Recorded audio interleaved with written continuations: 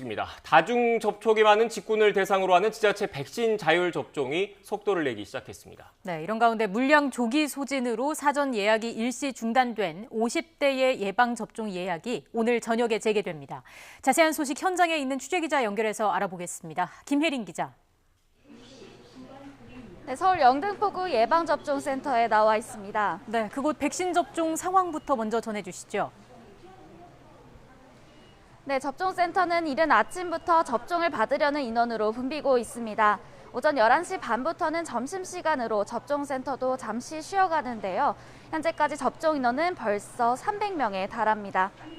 오늘 이곳 예방접종센터는 아스트라제네카 수급 문제로 접종을 받지 못했던 60살에서 74살 사이 대상자에 대한 화이자 백신 접종이 이뤄지고 있습니다. 여기에 30살 미만 사회 필수 인력을 더해 모두 400여 명이 기존 접종 예약 인원입니다. 하지만 실제 접종 인원은 이보다 훨씬 더 많을 전망인데요. 자율접종 대상자들이 접종을 받기 때문입니다. 자율접종은 각 지자체가 지역 특성이나 방역 상황 등을 고려해 지역별로 접종 대상을 선정해 접종하는 방식입니다. 수도권 확산세를 고려해 서울 경기 지역 학원 강사, 택배기사, 환경미화원 등을 대상으로 자율접종이 시작됐는데요. 접종 일정이 급하게 앞당겨지면서 일부 지자체에서는 자율접종이 순조롭게 이루어지지 않는 등 혼선이 있었습니다.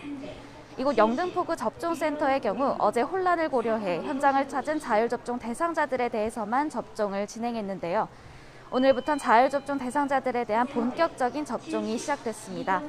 대상자를 그룹별로 나눠 접종 날짜를 안내하고 날짜 변경을 원할 경우 콜센터를 통해 조정하는 방식입니다. 영등포구는 자율접종 인원 만여 명을 접종센터 2곳으로 나눠 접종하도록 해 현장 혼선을 최소화하겠다고 밝혔습니다. 네, 이런 가운데 오늘 오전 50대 백신 사전 예약에 대한 질병관리청의 브리핑도 있었죠? 네, 그렇습니다. 방역당국은 오전 10시 브리핑에서 55살에서 59살 사이 장년층에 대한 사전 예약이 조기 마감된 것에 대해 사과했는데요. 구체적인 일정도 전달했습니다. 그제 사전 예약을 하지 못한 55살에서 59살 장년층은 오늘 저녁 9시부터 24일 오후 6시까지 다시 예약하실 수 있습니다. 지난 12일에 예약을 마친 분들은 예정대로 오는 26일부터 다음 달 7일까지 모더나 백신 접종이 진행됩니다. 오늘부터 새로 예약한 분들에 대한 접종 역시 같은 날 시작되는데요. 다만 접종 가능 기간이 다음 달 14일까지로 일주일 연장됩니다. 또 50살에서 54살 연령대 접종 예정 기간인 다음 달 16일부터 25일 사이에도 예약해 접종을 받을 수 있습니다. 50살에서 54살 장년층에 대한 모더나 백신 사전 예약은 오는 19일부터 24일 오후 6시까지 진행될 예정인데요. 접종은 다음 달 25일까지입니다. 이런 가운데 오늘부터 교육 종사자에 대한 사전 예약도 시작됐습니다. 초등학교 3학년에서 6학년과 중학교 교직원 그리고 아동시설 교육, 보육 종사자에 대한 백신 사전 예약이 시작된 겁니다.